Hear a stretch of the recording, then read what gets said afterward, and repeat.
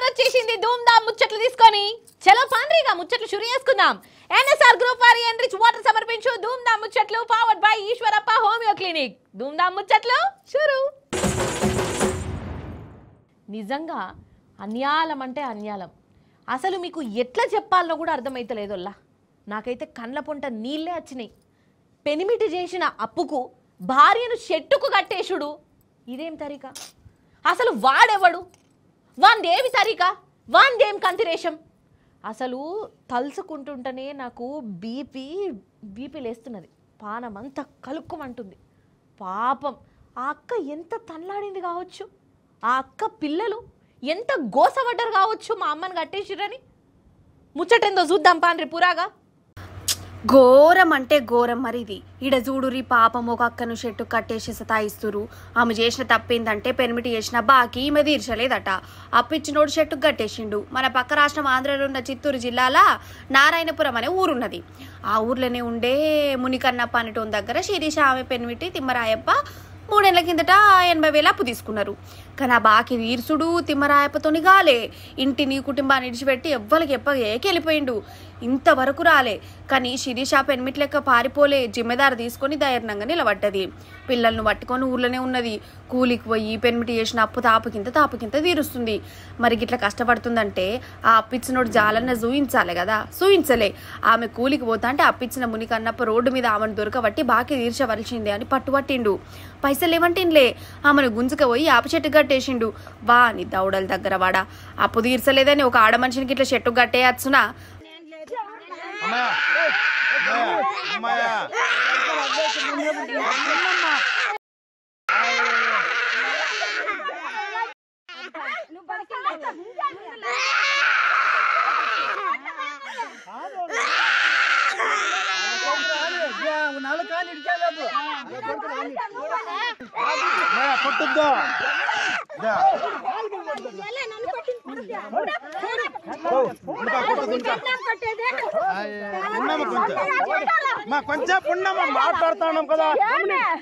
పాపం బండి మీద కూర్చున్నాడు ఒక పిల్లగాడు కనబడుతుండు కదా. ఈమె కొడుకే.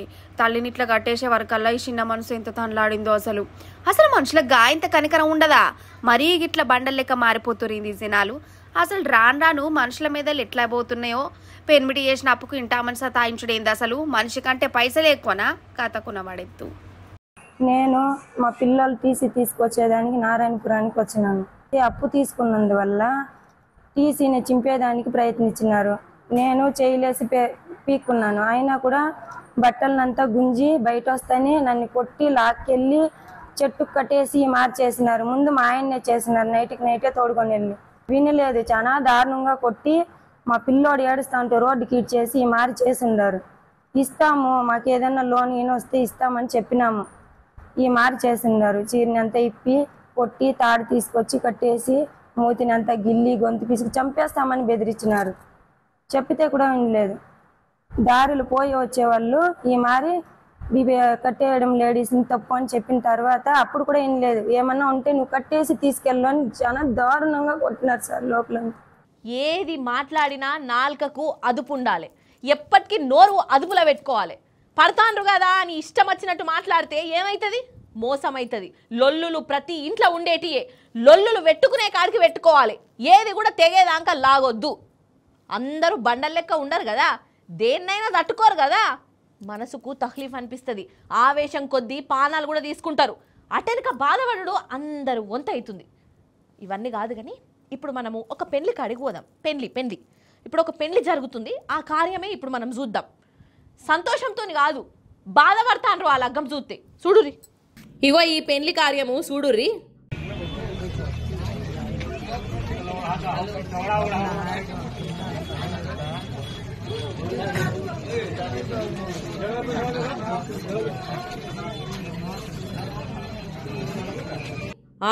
ఏంది మల్లీశ్వరి గట్ల మాట్లాడుతావు? సావుకాడికి పట్టుకొచ్చి లగ్గం చూడమంటవేంది అని అంటారా? అనకుండ్రి. మీరు అన్నట్టు ఈమె చచ్చిపోయింది. కానీ చచ్చిపోయిన ఆమెను ఇగో ఈయన పెళ్లి చేసుకుంటాడు. అగో పసుపు రాత్తాండు, 7 అడుగులు ఎత్తాండు, 3 ముళ్ళు కూడా కట్టిండు. అయితే వీళ్ళు ఉత్తరప్రదేశ్లో ఉంటాడు. అయితే ఈ పిల్లగాడును పిల్ల ఇద్దరు ప్రేమించుకున్నారట. ఇంట్లోలను ఎట్లనో గట్ల తిప్పలబడి ఒప్పించిర్రు. వీళ్ళకు పెళ్లి ముహూర్తం కూడా పెట్టిర్రు. అయితే పిల్లగానుకున్ను పిల్లకు నడమ ఏదో చిన్నపాటి లొల్లయింది. నేను పానం లెక్క అనుకున్నోడు నన్నే గంత మాట అంటాడా అని బాధపడ్డది. ఇక ఆమె ఆవేశపడ్డది, ఊరేసుకొని చచ్చిపోయింది. అరే రామచంద్ర, ఎంత ఘోరం చెప్పుండ్రిది. లొల్లైతే చచ్చిపోతారోళ్ళ. ఇంట్లోళ్ళది ఒక గుండె కోత కాదు, పిల్లగాంది అయితే ఒక బాధ కాదు. ఇక ఆకర్కారం చేసే వాళ్ళకు పిల్లగాడొచ్చిండు. అయ్యవారిని కూడా దోలుకొచ్చి ఓ ఇట్లా లగ్గం చేసుకున్నాడోళ్ళ.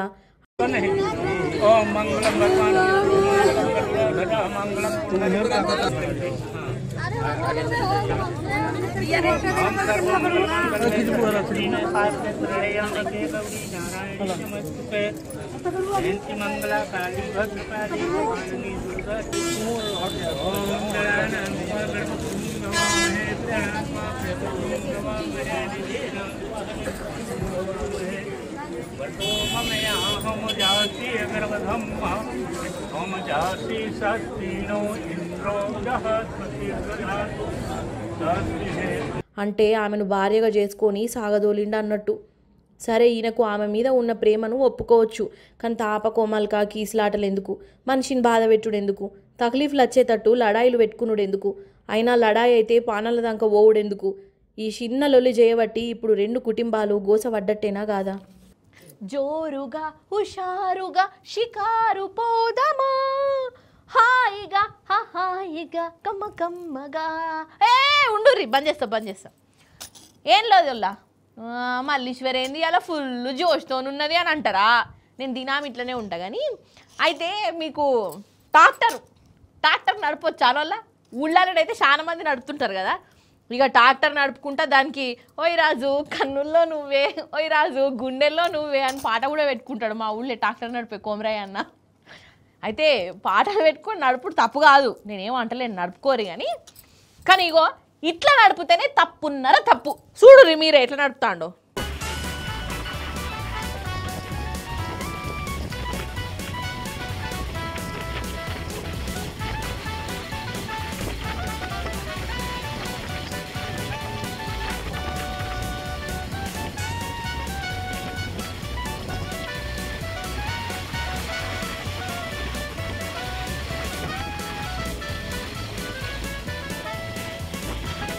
హోష్ని నీ పోకట సల్లగుండా ఏం పోకటరా పిల్లగా ఇది.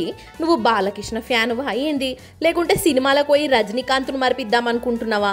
మన జోగులాంబ గద్వాల జిల్లా ఉండవల్లి హైవే రోడ్ మీద పోయి ట్రాక్టర్ వీరుడు అనుభవించు రాజా అని అనుకుంటా చిత్ర విచిత్రంగా తోలుకుంటా పోతాండు. ఏమన్నా అంటేనేమో గిన్నీస్ బుక్లకు పోతా, లిమ్కా బుక్కులకు పోతా, కమస్కం థమ్సప్ బుక్కులనన్నా నా పేరు రాయించుకుంటాను అంటాడు. ఇక ఇలాంటి వీటికి అయితే గిన్నీస్ బుక్లు ఎక్కుడు కాదు, డైరెక్ట్ అంబులెన్సే ఎక్కుడు ఉంటుంది. అవునా కాదా?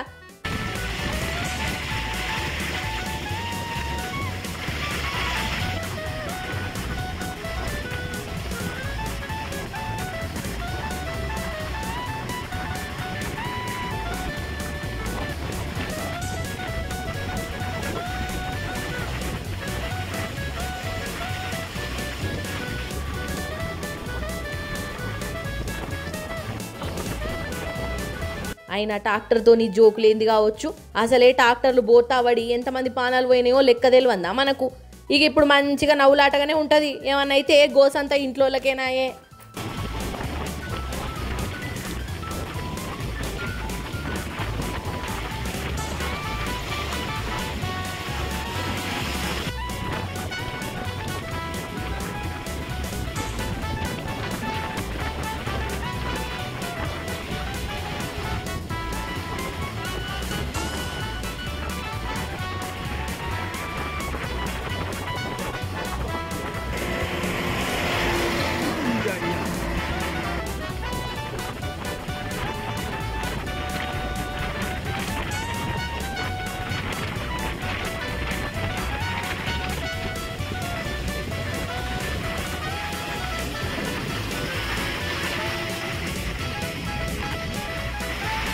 ఇగోన్ రోల్లా, నేను మీ అందరికి ఒక నిజం చెప్తున్నా. మొన్నటి దాకా నాకు విమానం ఎక్కాలని మస్తులకు ఆయుష్ ఉండేటిదొల్లా.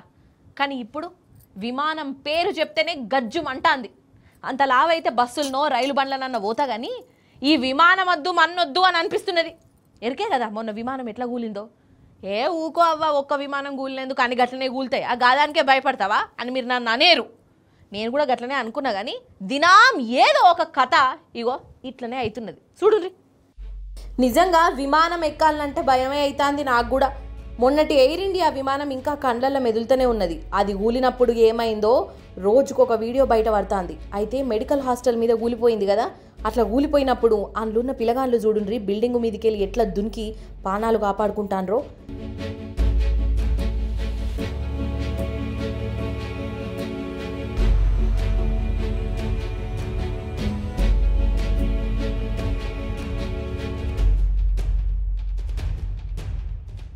నిజంగా అసలు వీళ్ళకేం పాపం తెలుసోళ్ళ చెప్పుండ్రి. వాళ్ళకేం సంబంధం? వాళ్ళేదో అన్నం తింటుంటే సావు గిట్లొచ్చింది. ఇక ఇంకో దిక్కు ఈ విమానాలు ఎటమటం చేస్తూనే ఉన్నాయి కాదు. కలకత్తాలో అర్ధరాత్రి పావు తక్కువ 1కి ఎయిర్ ఇండియా విమానంలోనే ఏదో ఫెయిల్ అయినట్టు కొట్టిందట. అందరికి మల్ల గజ్జుమన్నది. అందులున్న ప్యాసింజర్లని కిందికి దింపిర్రు. విమానం ఫెయిల్ అయిందంటే అందులున్నోళ్ళ పరిస్థితి ఏంది కావచ్చు. ఇంకా నయ్యము జప్పున్నే దించిర్రు. మరి ఇండిగో విమానం ఏమన్నా తక్కువనా? గోనా నుంచి లక్నో పోతుంటే అది మొగుల మీదనే అటు ఇటు ఆగమాగం చేసిందట. ఇక అందులున్న ప్యాసింజరు సెల్ఫీ వీడియో తీసి మరీ చెప్పింది, ఇక నా పని అయిపోయింది, ఇవాళకి రాష్ట్ర రోజు అని అనుకోవచ్చు పాపం అందున్నోళ్ళు. అసలు విమానం లేనిదోళ్ళ గిట్లయితున్నాయి. ఎంత నమ్మకంతో ఎక్కితే గిట్ల మనుషుల పానాలకు గ్యారంటీ లేకుండా పోవుడేంది? గిట్లనే గరమైతాండ్రు ప్యాసింజర్లు.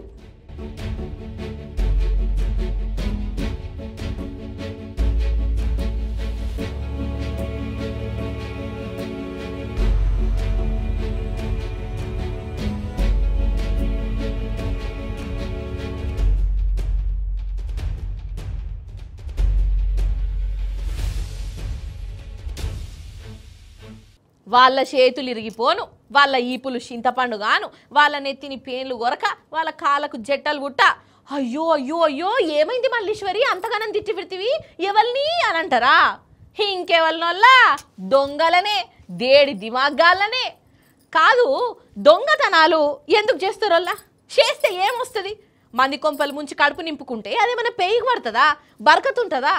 అసలు ఒకళ్ళ దగ్గరికి వెళ్ళి ఒకళ్ళు సామాన్ ఎత్తుకుపోయిన వెంటనే వాళ్ళు దాన్ని కొనేందుకు ఎంత కష్టపడతారు కావచ్చు.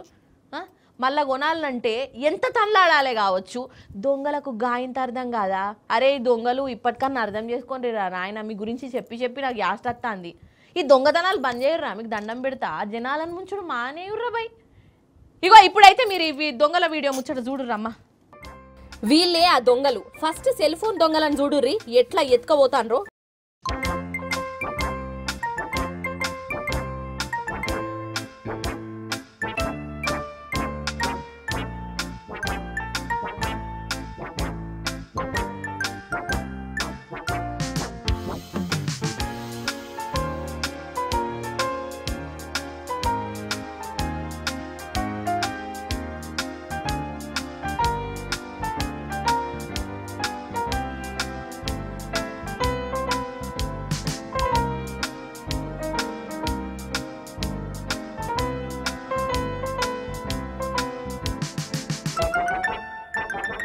చూసినవా వాళ్ళ హుషారితనం? బండి మీదకెళ్ళి కింద పడుతున్నోని కాపాడినట్టు యాక్షన్ చేసి అందరు కలిసి ఆయన ఫోన్ ఎత్తుకుపోయారు. అగో అట్లుంటది మరి దొంగల కథ. సికింద్రాబాద్ దొంగలొల్లా వాళ్ళు ఈ ముఠాను పోలీసులు దొరకబట్టిరు. ఆగ చూడుర్రి ఎన్ని సెల్ ఫోన్లు ఉన్నాయో వీళ్ళ తానా.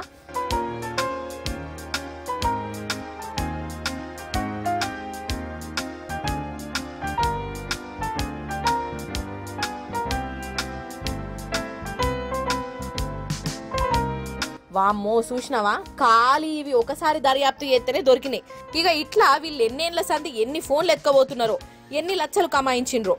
ఈ బోయినపల్లి పోలీస్ స్టేషన్ పరిధిలో ఈ నెల 13వ తారీఖు నాడు మార్నింగ్ అవర్స్లో తాడ్బండు చౌరస్తా దగ్గర పీర్జాదిగూడ చెందిన రాజా నరసింహ అనే వ్యక్తి నడుచుకుంటూ పోతున్నప్పుడు ఈ బైక్ మీద ఒక ఇద్దరు వ్యక్తులు, ఒక అతను కింద పడిపోయి అంటే ఏదో హెల్ప్ కోసం చూస్తున్నట్లు అనిపిస్తున్నప్పుడు ఈ రాజా నరసింహ అనే వ్యక్తి అతనికి సాయం చేయడానికి పోయిన తర్వాత ఇంకొక వ్యక్తి అతన్ని కొద్దిగా డైవర్టింగ్ అటెన్షన్ లెక్క చేసి అతని దగ్గర ఉన్న మొబైల్ ఫోన్ని ఒక కవర్ అడ్డం పెట్టి, ఫోన్ల దొంగలు గట్లుంటే ఇక ఇప్పుడు గొలుసు దొంగలను కూడా దర్శనం చేసుకొండ్రు లో. వీళ్ళే ఆ గొలుసు దొంగలు.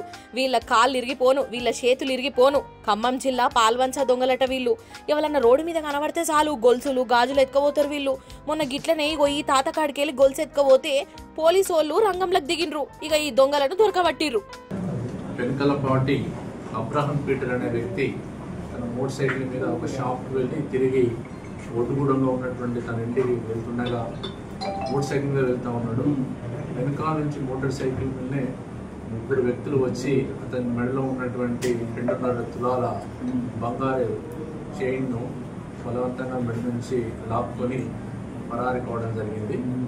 ఈ విషయమై సదర్ అబ్రహం పీటర్ పోలీస్ స్టేషన్లో ఫిర్యాదు ఇవ్వగానే మేము కేసు నమోదు చేసి ఇన్వెస్టిగేషన్ ప్రారంభించాము. అందులో భాగంగా తేలింది ఏంటంటే జూలూరుపాడు మండలము మాచినేనిపేట పెద్దతంగాకు చెందిన బూక్యా వినోద్ మరొక 2 మైనర్స్తో కలిసి మోటార్ సైకిల్ మీద నుండి వచ్చి ఇతని మెడలో ఉన్నటువంటి బంగారు చైన్ని లాక్కొని వెళ్ళినట్టుగా తేలింది. ఈరోజు అతన్ని అరెస్ట్ చేయడం జరిగింది. ఆగానట కాదు, ఈ దొంగలకు బుద్ధి జ్ఞానము గిసంటి ఏమి లేవా? అరే గిట్ల ఫోన్లు బండ్లు గొలుసులు ఎత్తుకపోతే మళ్ళీ వాళ్ళు కొనేందుకు ఎంత కష్టపడాలి? పైసలు ఏమన్నా చెట్లకు గాతాన్నాయా? వీళ్ళు కొట్టేస్తున్న కొద్దీ జనం కొనుక్కునేందుకు గాయంత అర్థం కాదా వాళ్ళకు? ఇక రీల్స్ కళాకారులు, రీల్స్ బాధితులు, మనం ఒక అమ్మగారి కాడికి పోదాం ఇప్పుడు. ఎందుకంటారా, రీళ్ళ పర్ఫార్మెన్స్లు చూడాలి ఇప్పుడు మనం. నీకు ఎన్ని లైకులు కావాలి మల్లీశ్వరి? ఎవరి రీళ్ళు చూస్తావు మాకు చెప్పు, ఐడి చెప్పాలనా లేకుంటే షేరింగ్ చేయాలనా అని అంటారా?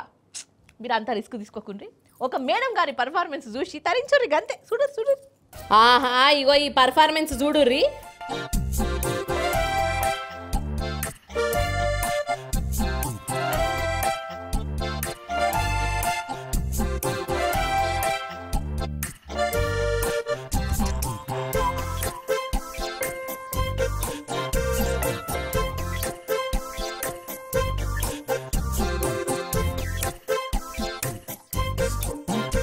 ఎవరి రీళ్ళ రాని అని అంటారా? మేడం గారు పోలీసు భార్య, డీసీపీ సారు వారి ఇంటామే. మనకాడి డీసీపీ కాదు, ఛత్తీస్గఢ్ రాష్ట్రం పోలీసు సారు వారి భార్య. అయితే పోలీసు భార్య అయితే రీల్ చేయొద్దా, పర్ఫార్మెన్స్లు చేసుకోవద్దా? వాళ్ళకి ఆ స్వాతంత్రం కూడా లేదా అని అనేరు. ఉన్నది లేదంటలేను, కానీ మేడం గారు రీల్ చేసింది పోలీసు కారు మీద. మేడం గారి బర్త్డేనాట. దోస్తులను ఎంబడేసుకొని ఇగో ఇట్లా పర్ఫార్మెన్స్లు ఇచ్చింది.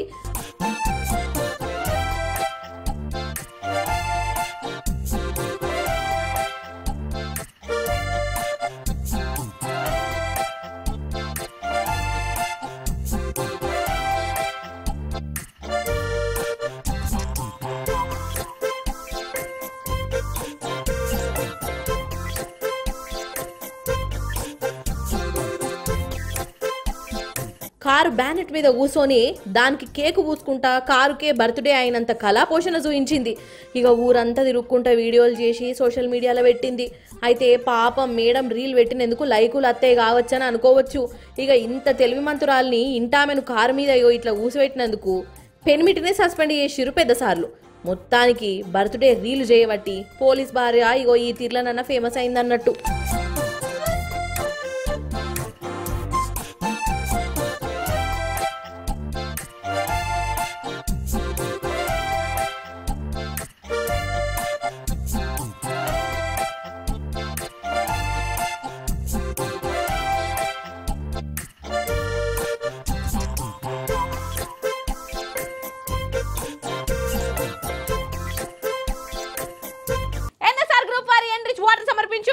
ముచ్చట్లు powered by Eshwarappa homeo clinic. ఇవన్నట్టు రియాలిటీ ముచ్చట్లు.